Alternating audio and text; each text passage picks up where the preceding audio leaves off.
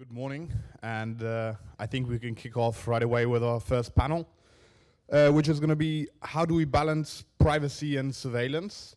And if I can invite on stage Anna from CowSwap, Johannes from Safe, Ahmad from Nethermind, and Nick from Fuel Network, and not Igor from ZK Bob, and we'll have Gaylord from ZK Hack moderating the session.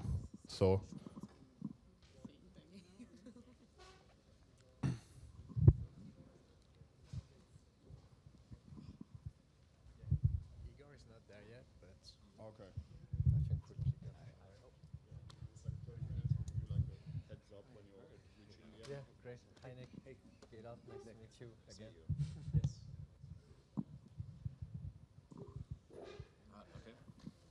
Okay, I'll take that seat. Okay, well, thank you for being here, for coming here. Maybe some of you went to Rave. No, I don't see too many tiny eyes, so I guess that's why you're here. You didn't go to Rave. So, yeah, I'm very happy to be here in the middle of this panelist. We actually have not Igor, who is on the way, but not here yet. So let's see if he happens to come in the middle. So yeah, today we're going to talk about privacy and surveillance. And I mean, to actually kick things off right away, I could see when this panel was announced on Twitter that someone asked, are some of these people into surveillance?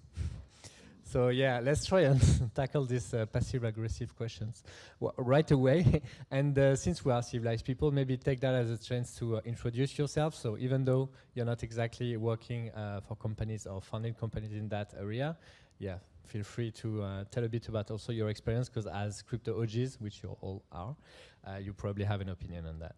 So yeah, let's start with you, Ahmed. Hi, my name is Ahmed Bitar. I work at Nethermind, maintaining our execution client. My name is Johannes. I'm working for Safe, product lead there for our interfaces. We consider ourselves as kind of anti-surveillance technology, I hope, self-custody. Happy to be here today. Hi, I'm Anna from CowSwap, and we're working on an intent-based decentralized exchange that is live on both Ethereum and Gnosis chain. And your question was whether we are into surveillance, as in pro-surveillance. I think we can probably all say no, I hope. And I'm Nick, the CEO of Fuel. We're building a scalability layer 2 focused technology for Ethereum. Yeah, as far as the surveillance question, like, no, we don't want surveillance over free individuals and the world. I would hope. Yeah, that's interesting, because I guess we kind of all agree on this. We want like privacy preserving infrastructure, basically. So that's also where we need to find the right balance, I guess, with surveillance and more like compliance, I would say. So maybe, yeah, let's start with you, Nick. So I appreciate you saying you obviously want privacy for your users, but how could that actually live together with a certain idea of compliance so that the governments, for instance, could actually live with that? Yeah, I think I think there's definitely a gradient when it comes to privacy, and you can start the gradient off with like privacy from your friends, and then you can say privacy from the NSA. So basically, it's everyone and then the NSA, and it just depends on what you're looking for. And to be honest, if you're looking for privacy from the NSA, you're probably not smart enough or clever enough to really get there, unfortunately. Maybe, but maybe not. So, so I think that privacy, though, from maybe everyone else, except the NSA, is pretty good. And particularly for a lot of people that have governments which are pretty adversarial to, different political ideas, maybe a more democratic way to live and exist with each other. So I would hope that, with crypto, it's more or less, or at least I see it as not just, a technological movement, but a philosophical one, which is why I, got involved with it in the first place. I'm a philosophy dropout. And so in many senses, I think privacy is like, is definitely on a spectrum. It's like if you want to offer privacy as just a company, but if a government subpoenas you and you have to give the logs, it's like, okay, but that's still better than a lot of things right now. Yeah, okay. And then I think there's interesting new middle grounds coming up, like privacy pools, which allow you to prove that you're not part of the bad funds effectively, which is also a very interesting avenue to explore. But in general, I'd hope that we can achieve a state where blockchain is inherently private. Because right now, I would argue, it's not even very usable because of the fact that it's not very private. So, you know, privacy is actually essential even just for normal functioning. Yeah, that makes sense. And we actually come back to some of the examples you mentioned. But maybe, Anna, can you add a bit to that, elaborate from the DeFi angle, perhaps, since that's, you know, where you come from? Sure. I think, I mean, it really depends on what type of use case you have in mind. But maybe to add on this, I was, on the way here, I was actually thinking about, you know, how even simple payment use cases can be very important to have privacy there. Go from something simple, like Germany is actually a country where a lot of fiat, like basically like banknotes are still being used, cash, right? Like you go to shops and it's something that in Germany, at least, we're partially like a bit hesitant to give up, because it gives you the opportunity to go to an ATM, get out the cash, and then pay for whatever you want. If you pay with your credit card, suddenly it becomes very transparent where you're spending your money on. Do I want someone else to know that I'm going and having lunch at McDonald's every day? Is there other purchases that I'm making that I don't want people to know? So I think payment is a very strong use case where if you pay with cryptocurrency, it becomes suddenly much more difficult to maintain this privacy. Yeah, I suppose digital cash is kind of the first use case, but it's actually missing the privacy component. That's right, actually. And then, yeah, maybe to you, Johannes, from the identity perspective, which I think relates a bit more maybe to Safe Wallet. Yeah, again, do you have maybe anything to add to what Anna and Nick said? Yeah, I think from our perspective, we have these two levels of privacy. It's on-chain privacy and off-chain privacy. For the on-chain privacy, Safe can't do much right now. We're kind of dependent on the EVM networks that we operate on, where there is little to no privacy, as most panelists have already stated here. And I would argue there that we need some basic level of privacy for anyone, meaning for me it's not necessary that a company is fully private, that there's no government agency who can look into transactions that are made there, but they might have an interest of hiding their information from other companies. So I think like that's one privacy that we could and should enable, and that would probably also make it easier with the regulators to argue you can look into this data, but we don't want to make this data set completely public. And I think that would be a good start, but most importantly for the individual, I think we need some basic level of, let's say, I don't know, it's 10,000 euros a month, 10,000 euros a year that I can transact freely without any agency, without any government agency or the NSA being able to look into, just to really empower each individual to transact freely on a level where it does not harm anybody, but it provides much more greater good to the world. And yeah, I would really hope that with new technologies coming up, we can enable this and do this in a way that also the regulators say, okay, this is fine, this is actually a plus for the whole world. Yeah, it's interesting how the three of you actually mentioned this kind of step-by-step privacy achievement, that you don't have to go full private from the NSA, for instance, but you have actually intermediary steps. And yeah, you mentioned it maybe as a transition to a more technical topic, I guess. So how, back to you, Ahmed, how are zero-knowledge proof? Let's jump into it. I'm from ZK Hack, so I have to talk about that. How can they actually achieve maybe this first level of, privacy-enabling techniques so that we can actually have some privacy on blockchains? Sure.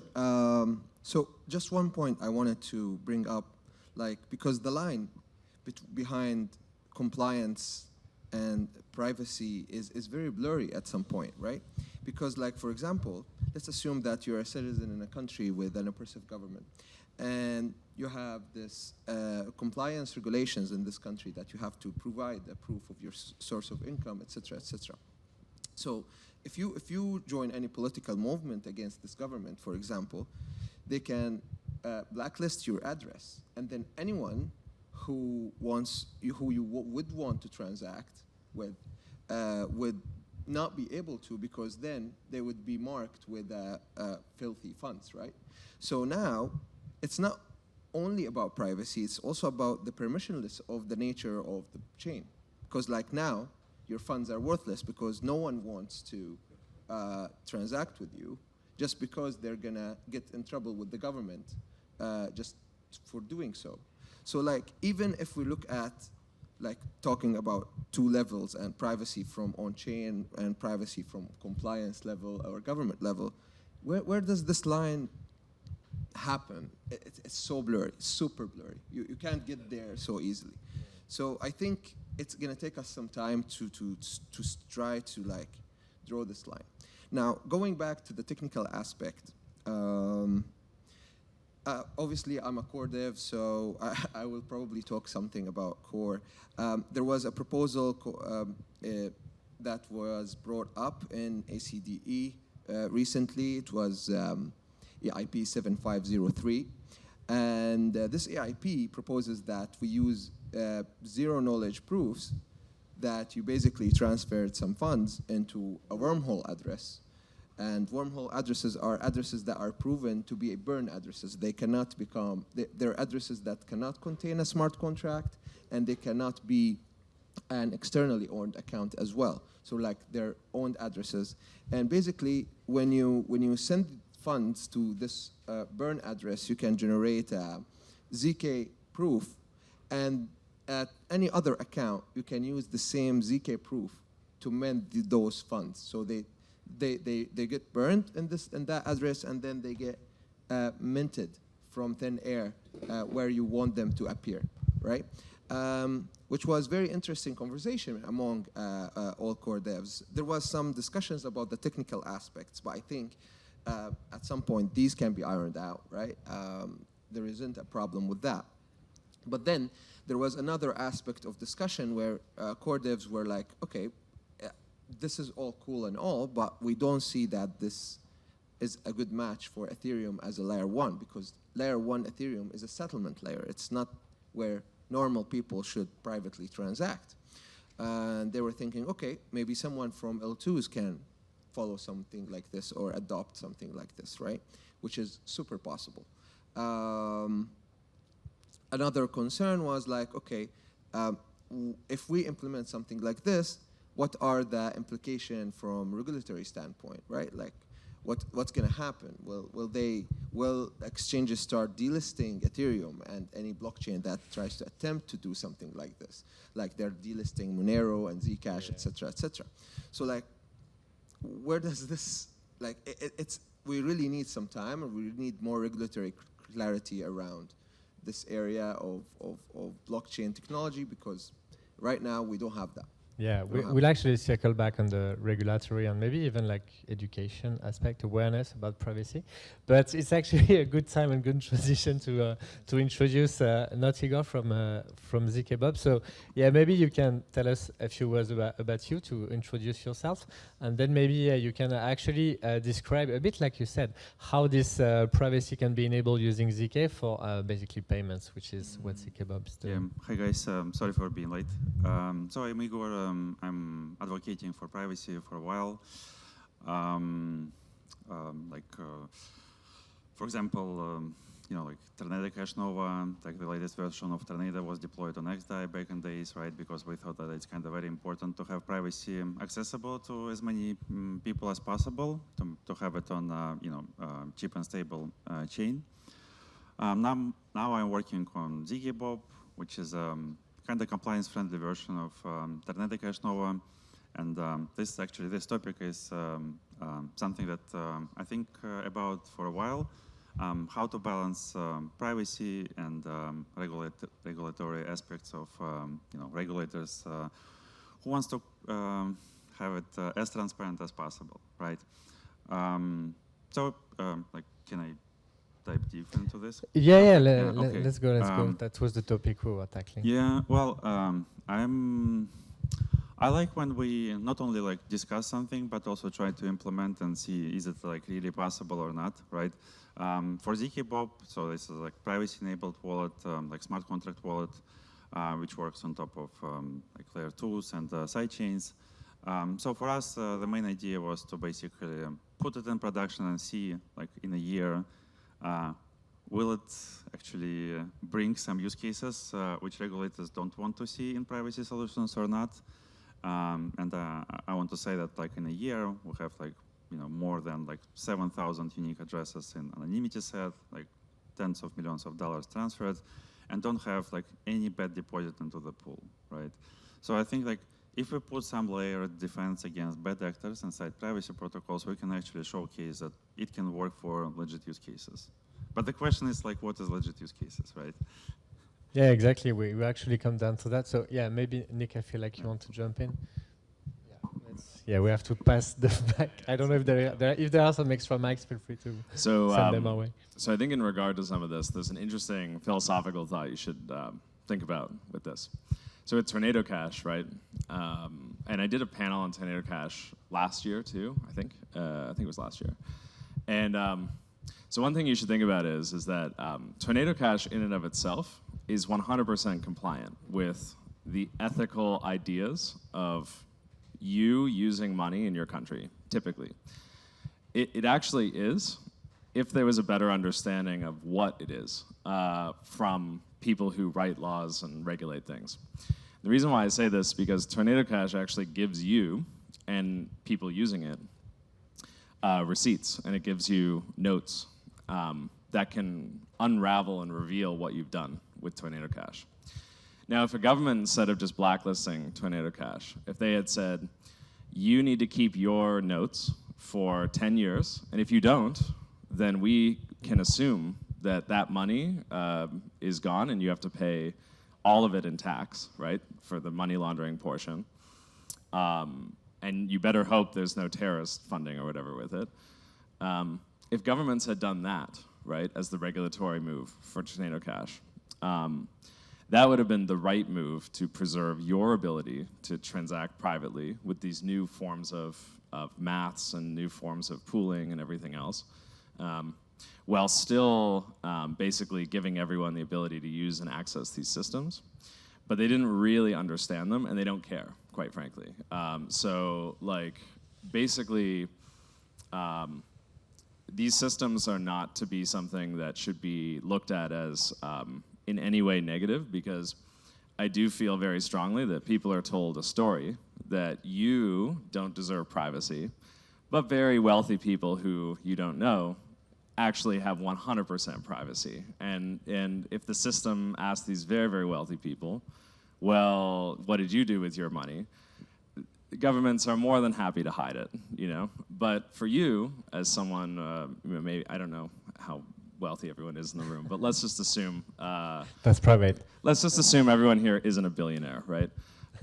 You don't deserve that right, because it's really separated by class, actual privacy, like your rights of privacy, typically speaking. So to get very philosophical and very, spicy with the panel, Tornado Cash itself was fine. It's just there was a good point of leverage over the fact that people had benefited from alleged money laundering, et cetera, pooling of funds, and so it became all of a sudden, a good target for governments to go after. But I would say that in and of itself, like, if they had really understood and cared about people's privacy, they would have understood that if you're an honest person, you can transact with it, but you should keep your notes so that you can prove to a government, right? If they brought you into a room and said, you can't leave until you show me what you've done, you can't do anything about that typically with most governments. So you're basically in a situation where you would have to show them that anyway, or else you can't leave the room. And by the room, I also mean jail. So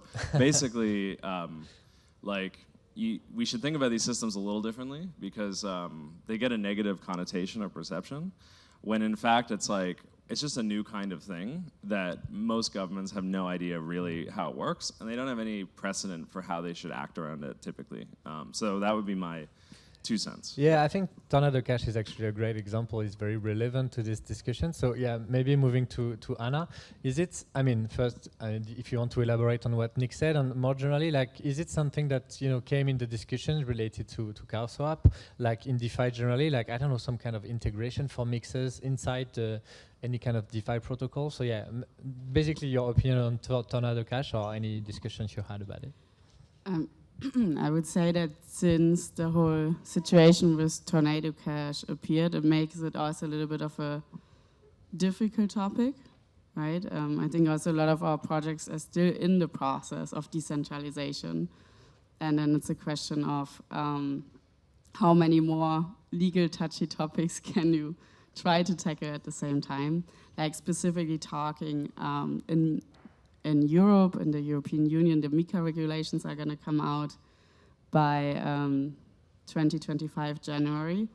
And that basically requires CowSwap as a decentralized exchange to be fully decentralized, but then, or we would have to KYC our users. Okay. And now we are back to like different degrees of privacy, right? So for us, the first degree that we need to tackle is just to ensure that we do not require KYCing of our customers. Mm-hmm. And that alone is already quite involved because it means that we have to have the entire protocol and all aspects of it be fully decentralized. So that's kind of top of mind first, like make sure we don't have to implement KYC because this would be an absolute no-go for us. Okay. And afterwards, we can then worry about like the next step of how can you provide more privacy to users. And yes, we have talked to projects such as Aztec protocol, for example, in the past that offer a privacy layer on top. Mm-hmm. And I'm very sure that down the line, this is something we want to support, but it's just something that we don't currently have the time for to focus on as a high priority. Decentralization first. Yeah, go ahead, Jonas. I very much agree on your take on Tornado Cash, but I think it's lacking a bit the picture of use cases and what was used for a long time in the crypto industry, who had the strongest need to interact with these protocols and who also had the technical sophistication to interact with Tornado Cash because it was not that straightforward. And I think the narrative that came out is that there was some might say a lot, illicit actors using these services, and that we lacked real use cases where people could legitimately protect themselves from state power, from oppression, because they work in an industry that is not recognized and censored in their country. And I think if Tornado Cash probably had come out in 2 years and people with a lot of legitimate use cases would have used it, the narrative probably could have been a bit different, and we came with the problem that, yeah, the narrative is what it is now. People perceive crypto as being kind of a money laundering technology, even though there's significant efforts coming into it, people proving that this is not the case. I recently heard this example that Hamas took down their address because they didn't want to receive cryptocurrency anymore because it got because it's not private. Because it's not private and because it got seized all the time, so they actually lost more money. I'm not fully sure if this is true, but really proving the case that crypto is not anymore a technology to do terrorism financing, things we don't really want as a society. But it will take time now to get this picture away, and therefore, it's good that we have organizations like Chain Analysis doing tremendous work on this or kind of making public that where the funds are actually used, and this is not the case. At the same time, they are a surveillance actor, so they're also providing agencies with information we might not want. So there's probably like a trade-off we can talk about later. But yeah, it's kind of on us now to prove that this is not the case, to change the narrative, and then slowly introduce privacy-preserving measures again on a level that's step by step that most people can agree on, what I said earlier, that is beneficial to society and that does not enable people to embezzle big amounts of money as they do in the current financial system quite easily. Yeah, that's true. The narrative actually matters. You want to add anything, Ahmad, to that? Yeah, so first of all, a side note, I would not start labeling different organizations as terrorist or not terrorist, because like you might consider an organization a terrorist organization, other can think that they're heroes. So like, let's not go there, right? Yeah, we Politics probably won't aside, go that please. path. Just randomly. But yeah, if we, sorry. That's my role to keep the discussion on blockchain. If we start looking also into like the compliance aspect of things, let's assume that there is a CBDC that and the head of IMF recently said that CBDCs are the replacements of cash soon, right? And governments might want to provide the users of CBDC their privacy, right? So they can build a CBDC that conserves the privacy from for the person on the outside world, but at the same time, they can see everything and they can control everything. Imagine a world where you're fined or you're prevented from buying if you don't follow the ESG criteria, for example, and you can't, for example, go and buy more than 5 pounds of meat a month. That's not a world that I want to be living in, to be honest. Like, again, where is the line? Like, there is this blurry area where the line is super gray to me. It's not clear. Who decides which monetary transactions are illicit and which aren't? Yeah, I mean, it also comes on how it's implemented. And I guess these decisions and the way the government decide to go about it also is related to the education part. I mean, explaining to people how it works, explaining Tornado Cash, explaining that it's not made to be evil, etc. So maybe, and that's going to be our last round of question. Yeah, maybe you can relate on that. Kind of what would be the future of privacy-enabling technology for blockchain and how it relates to education and basically bringing awareness on this privacy-preserving technology. Yeah, so I would like to say about like techniques that we use right now, right? And we see that some other protocols are adopting them. So first, what we found in a year of operations, which actually helped a lot, is like putting limits on like most operations within like privacy pool. So deposits, withdrawals, transfers, pool size, data operations, like whatever can limit the pool to use for like big actors, I would say like breach hackers or this kind of big money laundering things, is actually helping to prevent lots of bad capital in, right? So that's I think we will see a lot of limits in many privacy applications, right? So another one is kind of mandatory AML check, not KYC, right? On deposits and sometimes on withdrawal, right? Deposits, it's very important because like if bad actors, by whatever consensus is about bad actors, cannot put money in, that helps a lot, right?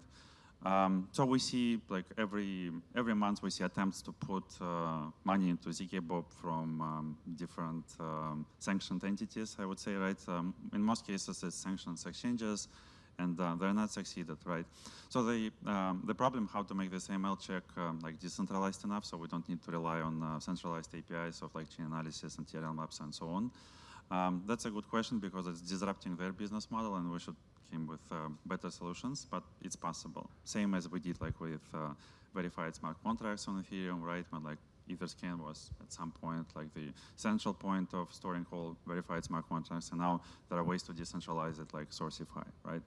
So that's second part. And third, I think it's specialization on different use cases. For example, for ZK-Bob, the main use case is like to pay salary within the privacy pool. So like we are targeting on this, and I think like will be some solutions for CBDCs, right? They will have like this master viewing key, for example, right? But this master viewing key will be not used in like our tool, for example, right? So like different projects will specialize in different areas of privacy pools.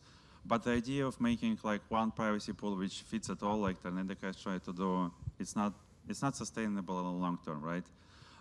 Also, what we see from the latest regulation from the US is called like Section 311 of Patriot Act, which is basically requires to provide information about all transactions which hit Mixer at some point, right? And Mixers also, they consider it as like smart contract wallets and bridges and so on, right? Whenever you have a pool and like people can enter and exit the pool. So they will also require what is known as narrative, right? Like whenever you hit the Mixer, they will ask you to write a story, like why you wanted to use it, right? Which is quite weird. So it's very likely that we will have like hyper-local types of privacy tools, like because, you know, like in the US, all these Mixers will be basically banned, so people will not touch them, and the US government want to make them like Mixers within basically custodian instruments, right? Like, oh, if you want to have privacy, just use custody, right? Just use Coinbase or whatever. You will get some privacy, but you will not get it in a decentralized tool. So we will have this hyper-local, like, you know, EU-based privacy tools, you know, US-based privacy tools based on custodian tools, and like rest of the world-based privacy tools. So I think these three aspects will actually help us to build specific solutions for specific markets and specific needs, and keep privacy for specific use cases, I would say. Yeah, just I think we're running out of time. So yeah, maybe Nick, I feel like you want to go with the closing words. So yeah, again about more like the the future, maybe like the awareness that we mentioned. I mean, yeah, I decided you want. All right. So my closing words is that well, first of all, you as a individual person that has a brain, and allegedly we're in a world where this might not be a simulation, and you might actually be a free individual, free thinking person, etc. You should really think that you actually have the right to conduct yourself privately from the government and from businesses and from other individuals, because it is important to preserving how society should function, which is giving you autonomy and sovereignty. And the hope of sort of, you could say, Western liberal society is that we basically get to a place where we can have these ideas and these rights and these abilities, but still function together cohesively in a very a nice way and not a horrible way. And so really privacy is integral to having a decent society, decent for human beings, decent to progress society, and decent to ensure that we don't live in a hellscape where a bunch of people who think they're better than you can basically control you. And so in a sense, AML and KYC are entirely flawed. For example, Putin is on the OFAC list. Do you think Putin shows up to an exchange and submits his passport? Do you really think that? Do you really think anyone who's on that list actually uses their own identity to do anything? No. It's all an idea that we've adopted because at some point we needed some kind of solution, and we went with it in earnest, and now it will just be used to control you in the political realm. So basically, I would say that privacy is incredibly integral to having a free functioning society. And trust me, there's many ways that you can have a relationship with your government and with your companies and with your friends that still retains transparency to you and them, so that you do pay your taxes and you do contribute to society, but at the same time still preserves your rights of privacy. So I would say, you know, don't ever believe for a second that you don't deserve privacy. You 100% do, because there's a bunch of people who have more power than you, but they're actually kind of stupid, and we all sort of know it, which is why the democracy system, which is sort of flawed in and of itself, is still just a little bit better than probably them controlling everything. So maybe if you still believe in that idea, you should pursue these things, you know, and continue to support them. So, closing words. Yeah, perfect. Thanks. Thank you, guys. Thanks for the philosophical angle. I think we might have time for one quick question if anyone has a sure. question in the audience. Well, we have one. Perfect. Oh, great. Hey guys, great panel. Thank you for this. I'm very happy to see that privacy is going into a more mainstream topic, because a few years back it was all about everything transparent, blockchain, everything being seen. There's only one thing that I will add, and that is that maybe privacy on a transparent chain is kind of pointless. And we saw that from Tornado Cash, right? Because if they can see that you're using privacy, then privacy already failed, right? Yeah, I'd maybe give you an analogy here of, let's say, maybe a spicy take. If you have a porn shop that doesn't have any cameras inside, but they have 10 cameras outside, what did you achieve there, right? They maybe don't see what you buy, but just went into a porn shop, right? Or the McDonald's analogy from Anna, right? Where you can still see that she went to McDonald's every day, but maybe you don't see what you ordered. So maybe just a thought.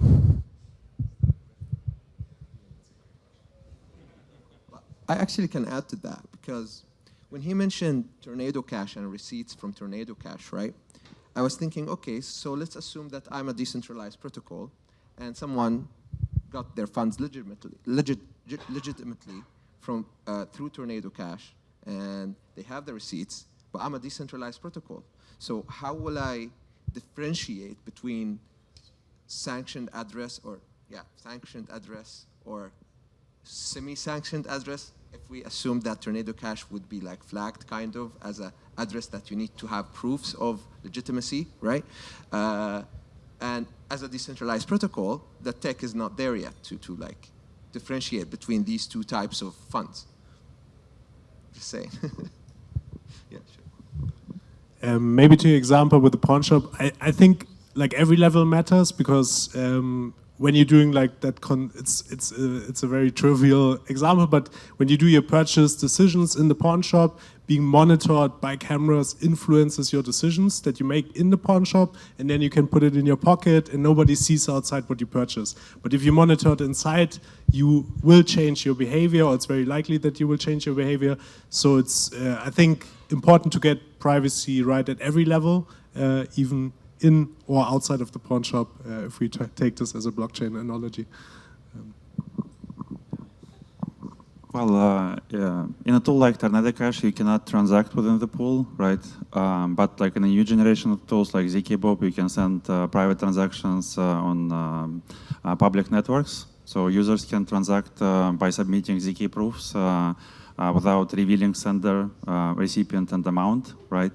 So I think it's quite possible to have privacy on public blockchains, right? It all depends on like anonymity set.